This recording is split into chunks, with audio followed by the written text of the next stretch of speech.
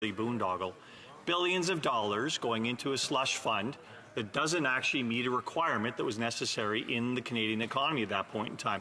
And I say that, Madam Speaker, because I can assure you I worked in the finance industry and there were all kinds of infrastructure funds across Canada. The thing about those infrastructure funds is they invest in actual projects that make sense to invest in. That is, there is a return of capital. Now, the thing about infrastructure funds is the return of capital associated with infrastructure is much lower than it is with any other investment. And that's because most infrastructure is long-lived assets. There's a lot of security involved with it, so it's not going away anytime soon, and it usually has a strong revenue profile associated with that infrastructure, whatever it is, whether it be new rail opportunities or new service opportunities that serve Canadians. But every one of those has to meet a mark, and that mark, of course, is mathematical. It's finance. Now, meeting a cost of capital that's very low is not hard to do, and that's why so many infrastructure funds had funds available for investing in infrastructure in Canada. What we didn't have available was boondoggle funds, and this government saw the opportunity to say, we need some boondoggle funds in infrastructure in Canada. Every infrastructure fund in Canada said, no, we don't. We don't need any more infrastructure. We're finding difficulty finding enough good investment opportunities in infrastructure in Canada that we don't need another $5 billion competing with us that's going to be slipping money under the table, frankly, to people on projects that don't make economic sense. And there are a lot of projects in Canada that make economic sense for these infrastructure funds. Now, the issue about competition here is very prevalent because you realize that with all these infrastructure funds that had previously been set up, because so many funds in Canada, so many investors in Canada recognize that Canada had fallen behind on its infrastructure investments and needed more infrastructure. And they're stalled under this government for one reason: this government is not understanding about what actual projects need to get developed in Canada. It's a problem. So their response to that economic malaise that they've created in the economy is just to put an extra billions of dollars into this instrument, into the Canadian economy, that doesn't have to meet a test of actual economic performance. It's a way around it. It's what they call sustainable finance. And you'll know, Madam Speaker, and my colleagues here all know that I spent a number of years, a couple decades, in the finance industry.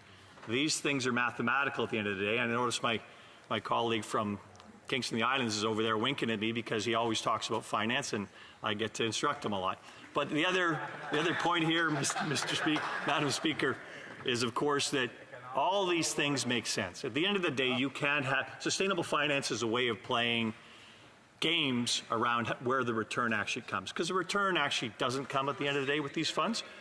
What it is a transfer of wealth from all these funds, from all these Canadians, into the pockets of insiders. And I can actually quote how many of these insiders are being paid in this boondoggle the Liberals have created. They've got insiders here, and despite the fact that they've hardly invested any money from this Canada Infrastructure Bank, they've collected in the last couple of years, 2020, 2021, almost $7 million in bonuses. Every employee of this boondoggle investment infrastructure bank actually gets bonuses, despite the fact that at one point in time here they had one investment with the provincial infrastructure system in Quebec that was layered behind in structure behind the actual pension fund in Quebec. And if you want to talk about how that's performing for the Canadian people, I can go into that as well.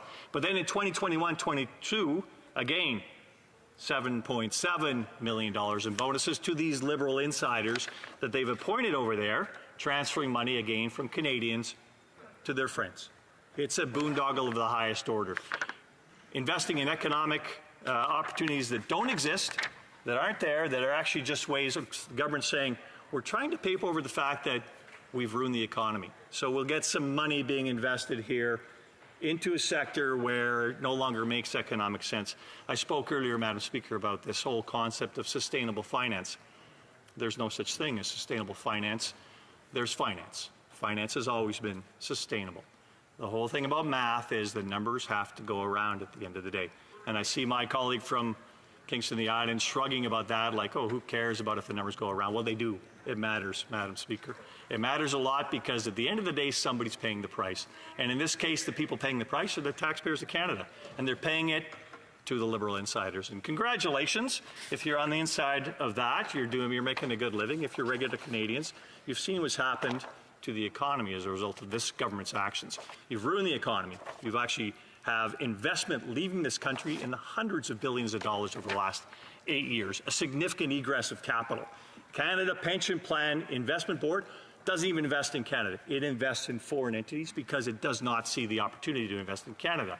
The Organization of Exporting and Developing Countries doesn't see the opportunity in Canada. It has us as the lowest ranked growth company out of their 40 members over the next few decades, not the next year, not the next 2 years. For the foreseeable future, Canada is practically uninvestable because of this government's policies.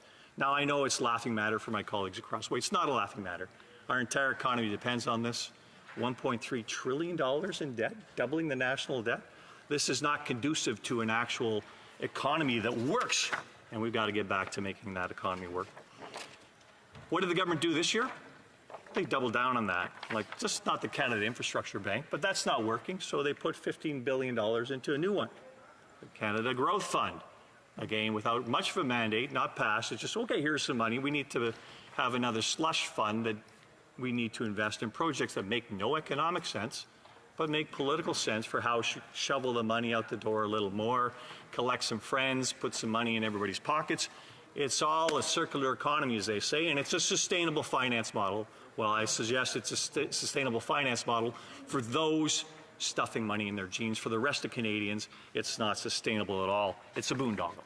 It's a way to make your friends rich at the expense of taxpayers. And we're here for Canadians at the end of the day, Madam Speaker, Canadians that pay their taxes, that expect government to operate efficiently and effectively. Nothing of that order is happening here right now. The opaque nature of every one of these funds and the investments they make is just obscene. There is no way we can continue on this course with continuing billions and billions and billions of dollars going into projects that the Liberals favor that have no foreseeable outcome at the end of the day. It is really just a way of spinning out and making Canadians more and more poor. Now, I